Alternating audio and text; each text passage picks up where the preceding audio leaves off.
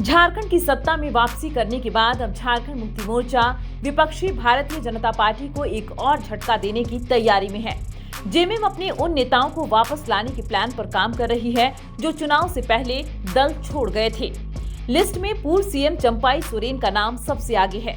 चंपाई सोरेन चुनाव से ठीक पहले जेएमएम छोड़ बीजेपी में चले गए थे। कहा जा रहा है कि हेमंत सोरेन अब ममता बनर्जी की तरह अपने सभी दिग्गज नेताओं की वापसी कराने में जुटे हैं।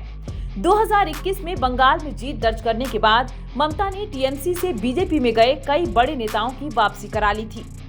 चंपाई सोरेन वर्तमान में सरायकेला विधानसभा सीट से विधायक हैं। चंपाई झारखंड की पूर्व सीएम और जेएमएम के संस्थापक सदस्य रहे हैं। इस बार आदिवासियों के लिए आरक्षित 28 में से सिर्फ एक सीट पर जेएमएम गठबंधन को हार का सामना करना पड़ा है। वो सीट चंपाई सोरेन की सरायकेला है। झारखंड चुनाव के बाद जेएमएम के राष्ट्रीय महासचिव सुप्रियो भट्टाचार्य ने उनकी वापसी को लेकर बयान दिया है। सुप्रियो ने कहा कि अगर चंपाई दादा आना चाहते हैं तो हम उनका स्वागत करेंगे। जेएमएम का दरवाजा उनके लिए खुला रहेगा। चुनाव प्रचार के दौरान भी हेमंत सोरेन चंपाई पर हमलावर नहीं रहे। दूसरी ओर पूरे चुनाव में चंपाई भी हेमंत और सोरेन परिवार पर निजी हमला करने से बचते रहे। इतना ही नहीं, शुक्रवार को बिरसा मुंडा के परपोते की रांची के रिम्स अस्पताल में मौत हो गई।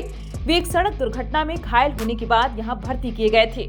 बीजेपी ने इस मामले में अस्पताल पर लापरवाही बरतने का आरोप लगाया है।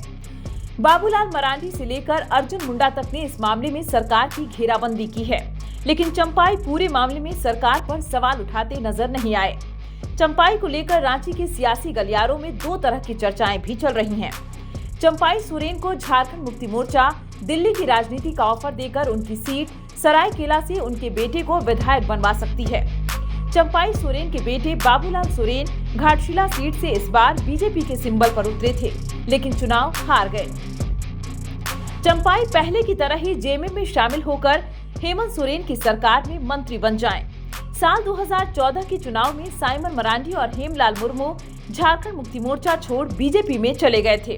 दोनों नेताओं की गिनती जेएमएम के भीतर कद्दावर नेताओं में होती थी।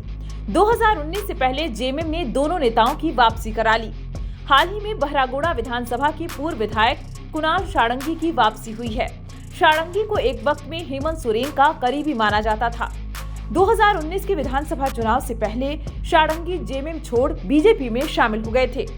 झारखंड मुक्ति मोर्चा छोड़ बीजेपी में शामिल होने वाले नेताओं की एक लंबी लिस्ट है। शिबू सोरेन की बड़ी बहू सीता सोरेन लोकसभा से पहले बीजेपी में शामिल हो गई थीं। सीता दुमका से लोकसभा और जामताड़ा से विधानसभा चुनाव हार चुकी हैं।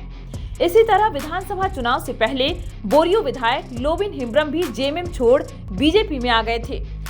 हालांकि हेम्ब्रम भी बोरियो सीट से चुनाव नहीं जीत पाए। लिट्टीपाड़ा सीट के पूर्व विधायक दिनेश विलियम मरांडी भी जेएमएम छोड़ बीजेपी में शामिल हो गए थे। बीजेपी लिट्टीपाड़ा में भी नहीं जीत पाई।